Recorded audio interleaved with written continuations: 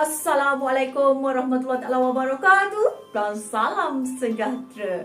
Video pada kali ini kita akan bersukan. Jom kita belajar Malaysia di Persada Sukan. Objektif pembelajaran yang akan kamu capai di akhir pelajaran merangkumi standard pembelajaran 12.1.1 di mana kamu akan dapat membincangkan peranan sukan sebagai alat perpaduan dan keharmonian kaum.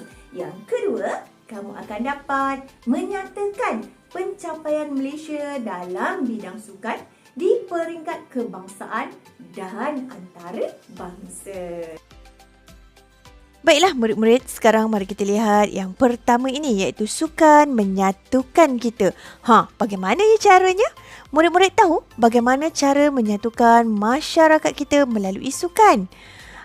Ini dia. Kita perlulah pupuk perpaduan. Tapi bagaimana caranya? Yang pertama, kita perlu pupuk melalui rancangan integrasi murid untuk perpaduan ataupun kita panggil RIMUP. Yang kedua, satu murid, satu sukan. Yang ketiga, melalui sekolah sukan. Yang keempat pula melalui MSSM. Apa itu MSSM? Nanti kita akan lihat.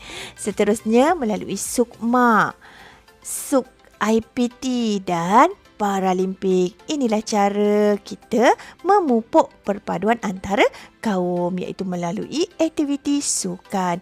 Seterusnya mari kita lihat yang pertama ini iaitu rancangan integrasi murid untuk perpaduan RIMUP. RIMUP ini diperkenalkan sejak tahun 2005 lagi. Matlamatnya adalah untuk menggalakkan penyertaan masyarakat, para guru dan murid serta warga sekolah dalam kegiatan khas secara bersama-sama. Contohnya seperti dalam gambar ini. Melalui sukanlah keharmonian kaum dapat diterapkan. Seterusnya mari kita lihat satu murid, satu sukan. Apa sukan yang murid-murid suka? Kamu masih ingat lagi apa sukan yang telah kamu sertai di sekolah?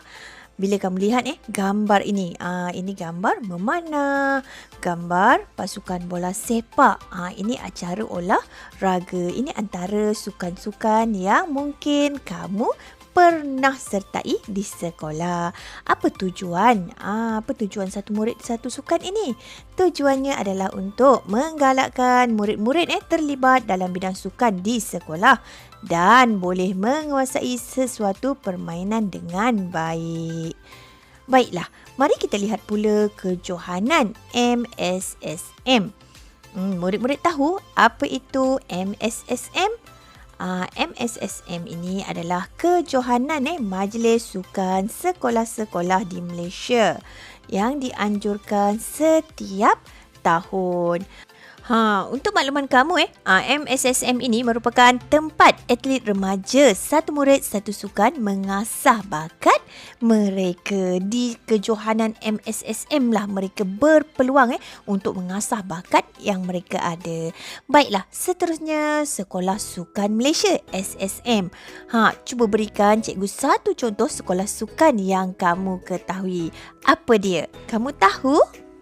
Ini antara contohnya iaitu Sekolah Sukan Bukit Jalil. Di mana? Di Kuala Lumpur. Tujuannya adalah untuk menempatkan murid yang berpotensi dalam pelbagai bidang sukan. Ini bermakna jika kamu cemerlang dalam sesuatu sukan, kamu berpeluang untuk bersaing pada peringkat kebangsaan atau dipilih mewakili negara ke peringkat antarabangsa. Secara tidak langsung, perpaduan yang terbentuk ini dapat mengukuhkan semangat atlet bagi mengharumkan nama negara di peringkat antarabangsa. Cikgu nak tanyalah kan, murid-murid semua tahu tak orang kurang upaya ataupun OKU juga berpeluang menyertai sukan. Apa nama sukannya? Ya, betul. Sukan Paralimpik di mana ini merupakan antara contoh atlet-atlet golongan OKU yang telah mengharumkan nama negara kita dalam Sukan Paralimpik Rio pada tahun 2016. Mereka ini telah menang 3 pingat emas. Selain daripada Sukan Paralimpik, untuk peringkat pengajian tinggi di universiti, kita ada Sukan Institusi Pengajian Tinggi yang dikenali dengan SUKIPT. Terdapat juga Sukan Malaysia iaitu SUKMA yang merupakan satu acara sukan peringkat kebangsaan yang melibatkan atlet remaja. Baiklah murid-murid, sekarang mari kita lihat Malaysia boleh. Cikgu pasti kamu semua boleh melakukan, boleh belajar dengan bersungguh-sungguh, boleh berjaya, betul tak? Baiklah, kejayaan Malaysia dalam bidang sukan pada peringkat kebangsaan dan antarabangsa ini telah terukir sejak era sebelum merdeka lagi. Contohnya dalam sukan bola sepak. Jom kita lihat sedikit tentang sejarah sukan bola sepak ini. Pada tahun 1963, nama Persatuan Bola Sepak telah ditukar kepada Football Association of Malaysia iaitu FAM. Seterusnya, mari kita lihat pula perkembangan sukan bola sepak pada tahun 1957. Murid-murid boleh lihat gambar ini di mana Tuanku Abdul Rahman telah mengadakan pesta bola merdeka yang menjadi pemangkin kepada kecemerlangan bola sepak negara kita. Kenapa cikgu cakap macam tu? Sebab pada tahun 1967 FAM telah menganjurkan Liga Kebangsaan menerusi Piala Malaysia. Jadi, apakah kejayaan Malaysia dalam Piala Malaysia ini? Murid-murid tahu? Jom kita lihat pada tahun 1967. Apa yang berlaku kepada pasukan bola sepak negara kita? Ini pasukan negeri mana ni murid-murid? Ini pasukan negeri Selangor, di mana pada tahun 1967 pasukan negeri Selangor ini merupakan pasukan paling berjaya dalam kejohanan Piala Malaysia. Kenapa cikgu cakap macam tu? Sehingga tahun 2015, pasukan ini telah 33 kali menjadi juara. Baiklah, mari kita lihat pula pada tahun 1972 dan 1980 di mana pasukan bola sepak Malaysia ini telah berjaya melayakkan diri ke Sukan Olimpik. Di mana?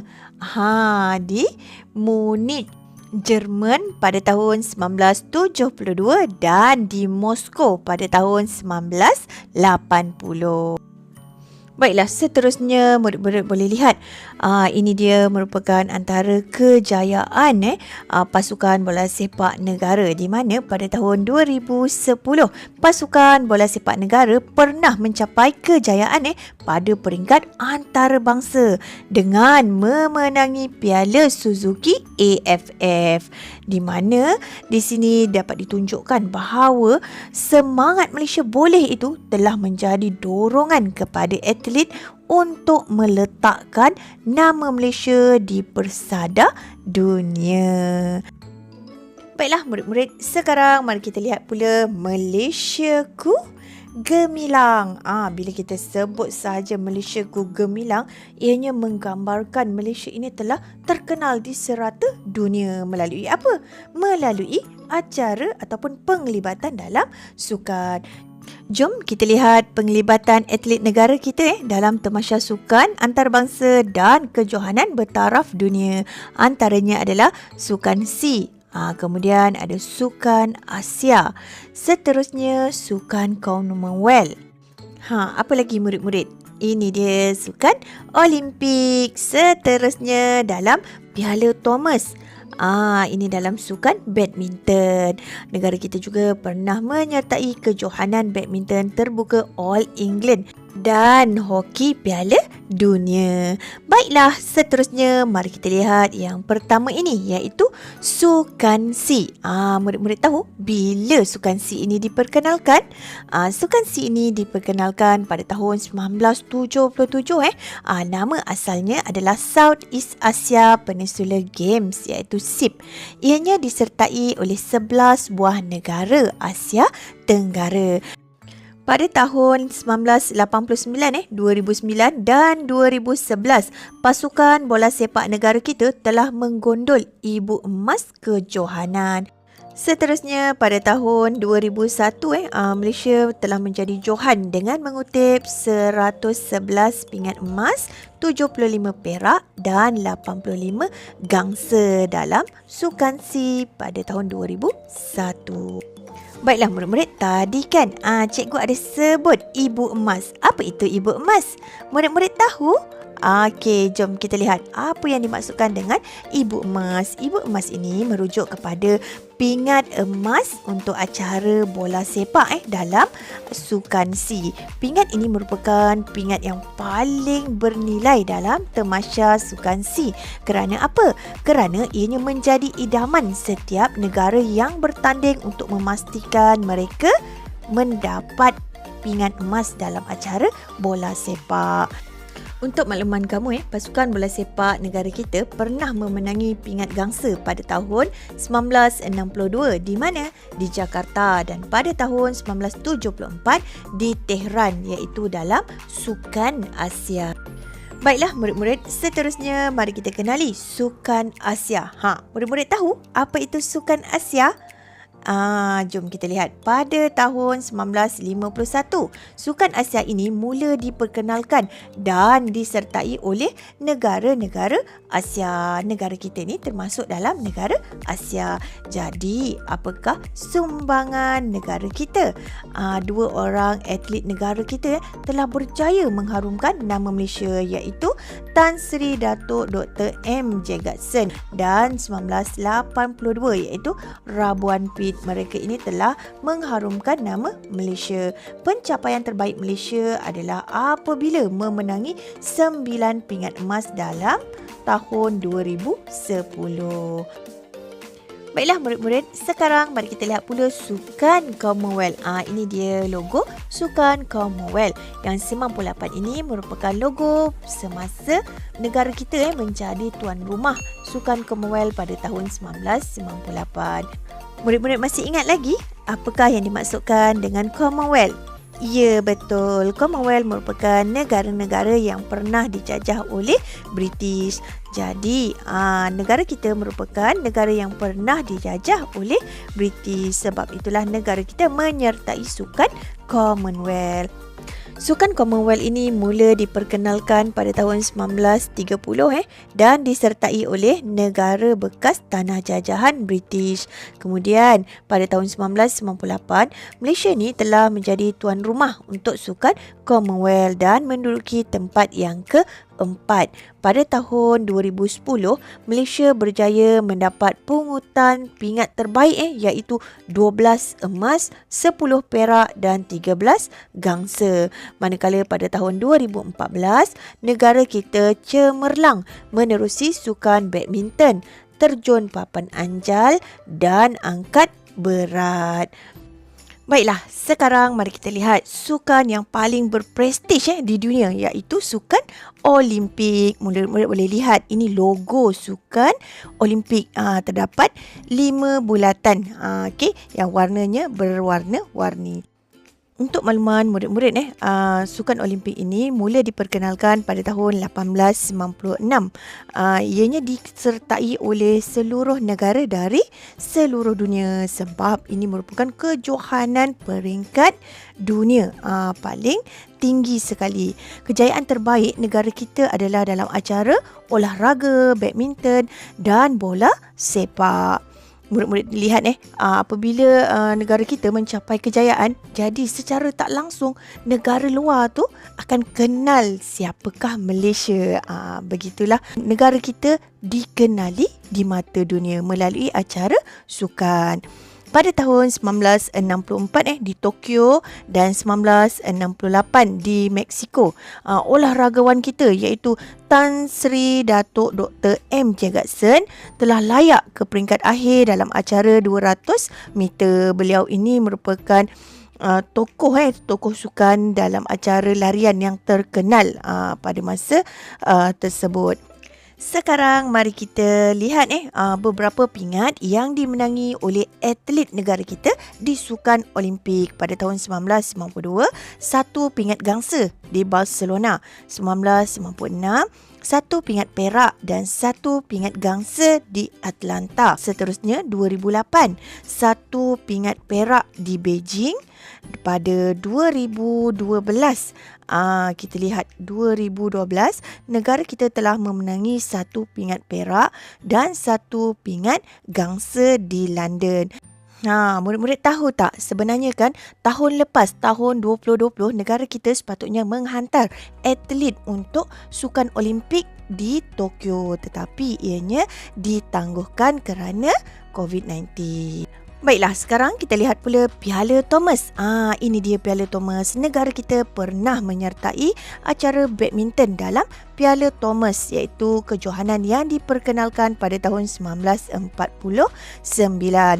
Negara kita Malaysia pernah menjuarai kejohanan pada tahun 1949, 1952, 1955, 1967 dan 1992. Dalam gambar rajah ini, murid-murid boleh lihat inilah kejayaan negara kita dalam Piala Thomas pada tahun 1952. Sekarang mari kita lihat pula kejohanan badminton terbuka All England. Kejohanan ini telah diperkenalkan pada tahun 1899. Untuk makluman murid-murid, negara kita Malaysia telah menjuarai acara bergu lelaki. Murid-murid boleh lihat pada tahun bila. Seterusnya Malaysia juga menjuarai acara individu lelaki pada kejohanan badminton terbuka All England ini. Pada tahun bila? Cuba murid boleh lihat dalam rajah yang cikgu berikan ini. Yang terakhir, mari kita lihat negara kita pernah menyertai Hoki Piala Dunia yang diperkenalkan pada tahun bila murid-murid? Diperkenalkan pada tahun 1971. Murid-murid tahu tak, Malaysia ni telah berjaya melayakkan diri sebanyak 7 kali dalam Hoki Piala Dunia ini. Pada tahun 1975, Malaysia pernah menduduki tempat keempat dalam kejohanan Piala Dunia. Baiklah murid-murid, sebagai kesimpulannya sukan ini sebenarnya merupakan penjana perpaduan. Kenapa cikgu cakap macam tu? Sebab sukan ini diminati oleh semua kaum, betul tak? Tanpa batasan latar belakang agama, kepercayaan maupun keturunan. Jadi, menerusi sukanlah keharmonian dan perpaduan antara kaum di negara kita dapat dicapai. Jika anda rasakan video ini bermanfaat buat kamu semua, tekanlah butang subscribe dan loncengnya sekali. Jangan lupa juga untuk like, share video cikgu dengan rakan-rakan kamu. Itu saja untuk video pada kali ini. Sehingga kita berjumpa lagi dalam video yang seterusnya. Bye-bye.